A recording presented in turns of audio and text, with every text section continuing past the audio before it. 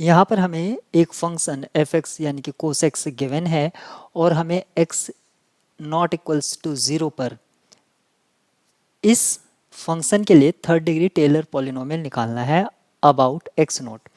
तो सबसे पहले हमें ये चेक करना होगा कि जो ये गिवन फंक्शन है क्या टेलर्स थ्योरम या टेलर सीरीज की जो हाइपोथेसिस है उसको सेटिस्फाई भी करता है।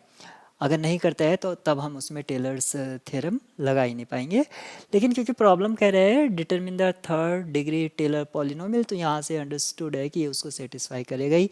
बस हमें third degree polynomial find out करना है। यहाँ पर आप देख सकते हैं कि cos x infinite times differentiable है और कॉन्टिन्यूस भी है। तो f belongs C infinity over r and अब हम किसी भी फंक्शन को जब पॉलिनोमियल में लिखते हैं तो टेलर्स थ्योरम की हेल्प से हम ये जानते हैं, क्योंकि हमें यहाँ पर थर्ड डिग्री टेलर्स पॉलिनोमियल चाहिए। तो यहाँ पर ये जो लास्ट टर्म आपको देखने को मिल रही है ये सिर्फ और सिर्फ रिमाइंडर को डिनोट कर रही है। ये हमारी एक रिमाइंडर टर्म है, उसी को ये डिनोट कर रही है, जिसको मैंने सर्कल किया है। और जो रेस्ट पोर्शन है ये हमारा पॉलिनोमियल है। यहाँ पर आप देखेंगे आपको f0 f prime 0 f double prime 0 0 क्यों ले रहे हैं, क्योंकि x नोट का जो वैल्यू है वो 0 दे रखा है।